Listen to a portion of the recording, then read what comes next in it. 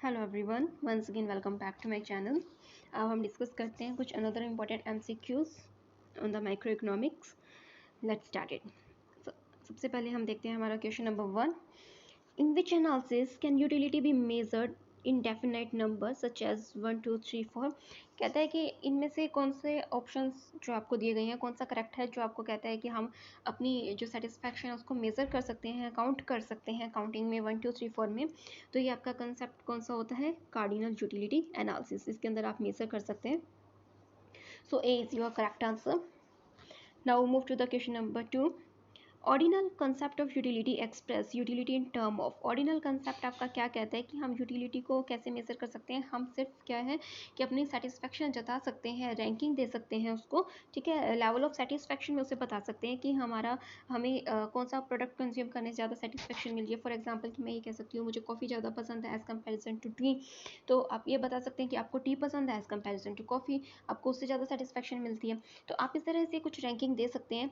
तो आपको ये एक्सप्रेस करना यूटिलिटी को in the level of satisfaction में, ये कौन सा कंसेप्ट कहता है? Ordinal concept of the utility.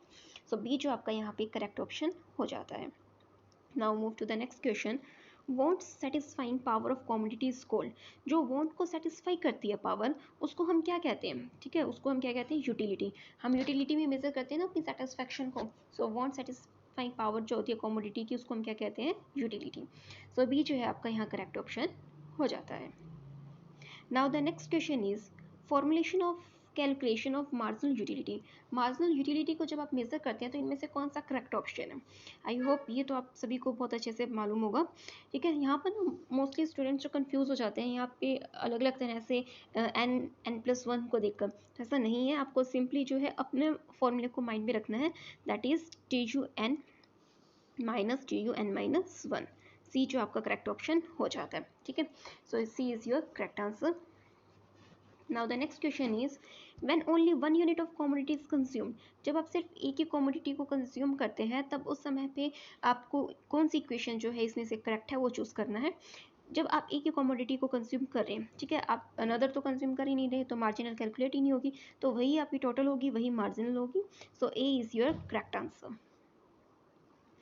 Next question is which of the following equation is incorrect. इसमें से पूछता है कि इनकरेक्ट कौन सी है।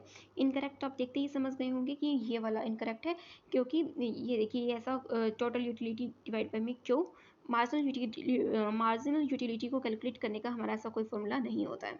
सो यहाँ पर जो बी है आपका करेक्ट ऑप्शन हो जाएगा, क्योंकि हमसे जो है इनकरेक्ट पूछा गया है। Now the next question is if the consumer consume only one commodity, consumer सिर्फ एक ही commodity को consume कर रहा है, that is X commodity, he will be in equilibrium। तो वो equilibrium में कब होगा? वो equilibrium में तब होगा ना जब उसने जो commodity consume की है उसके ऊपर उसने जितना पैसा खर्च किया उसके इक्वल उसको satisfaction मिल रहा है। ठीक है, marginal utility of X is equal to price of X। So B is your correct option।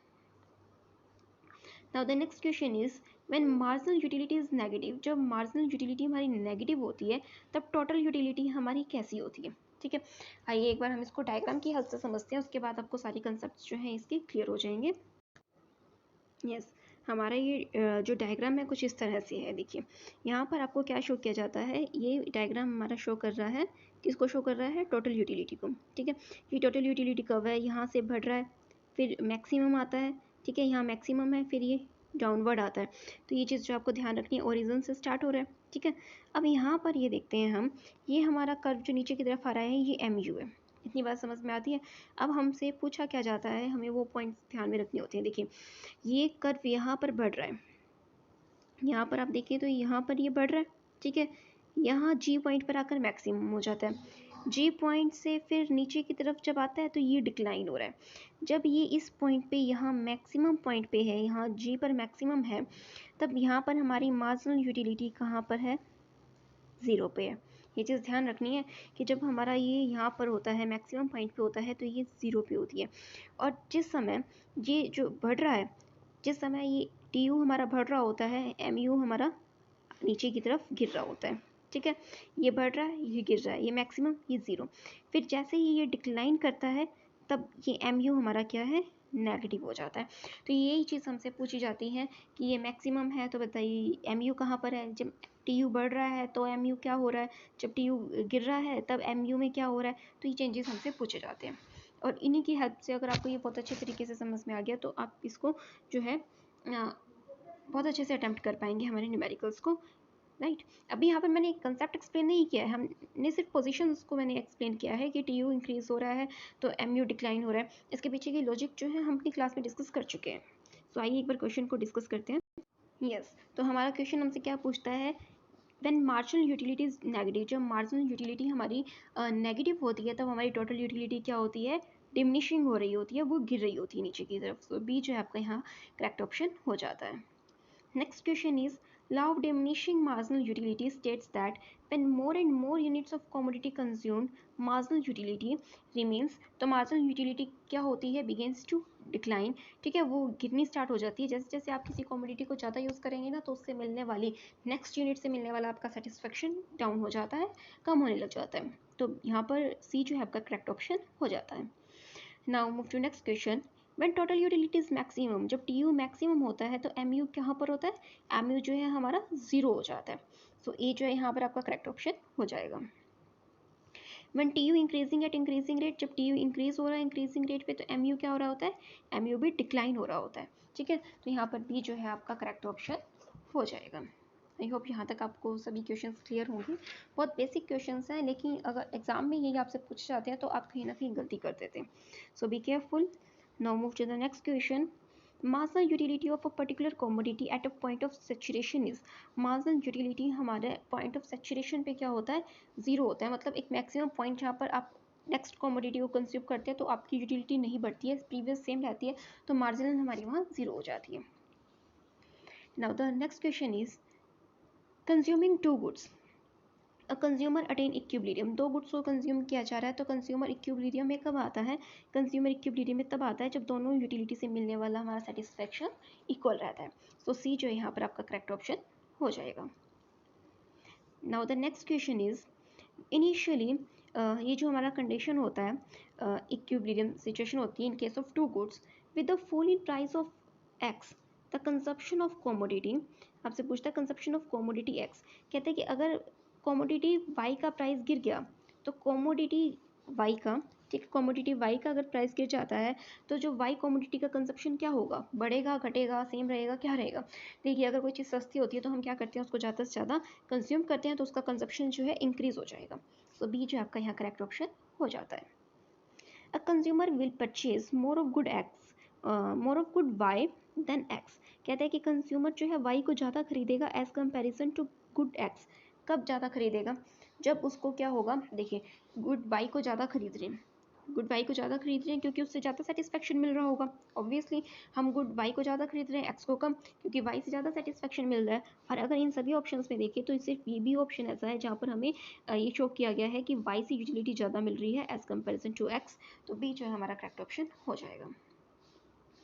Now the next question is question number 16, with the increase in consumption, with the increase in consumption by 1 unit of commodity, TU increases 150 to 180, then the marginal utility is, देखिए आप एक ही unit को consume कर रहे हैं, ठीक है, 1 unit of the commodity 150 से 180 पर अब इंक्रीज कर जाते हैं, यूटिलिटी हमारी बढ़ जाती है, 150 से 180 हो जाती है, तो मार्जिनल बताइए कितनी होगी एडिशनल, कितना चेंज आया 30 का, तो जो ये 30 है ऑप्शन नंबर सी जो आपका करेक्ट ऑप्शन हो जाएगा, दैट इज मार्जिनल यूटिलिटी, ठीक है। एडिशनल यूटिलिटी कितना मिला आपको, 30 का। So C is your correct answer.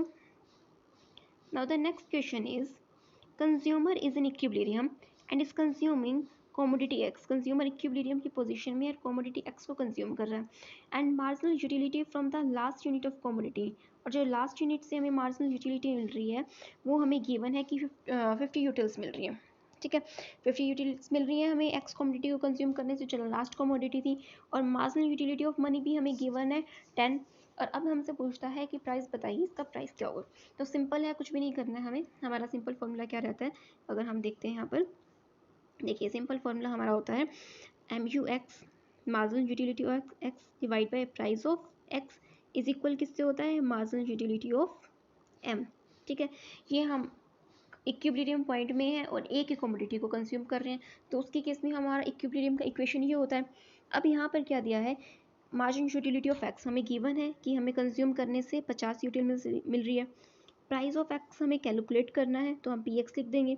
Equal में मार्जिनल यूटिलिटी ऑफ मनी हमें गिवन है, ये कितना 10 गिवन है, ठीक है। तो अब आप इसको कैलकुलेट कर सकते हैं वेरी इजीली। अगर हमें प्राइस ऑफ एक्स निकालना हो तो हम इसको क्या करेंगे 50 अपॉन में 10, तो प्राइस ऑफ एक्स हमारा क्या निकल आएगा यहाँ per unit, price of x आपका 5 आ जाएगा, ठीक है। वेरी सिंपल है, ये सिर्फ इक्वेशन आपको आनी चाहिए।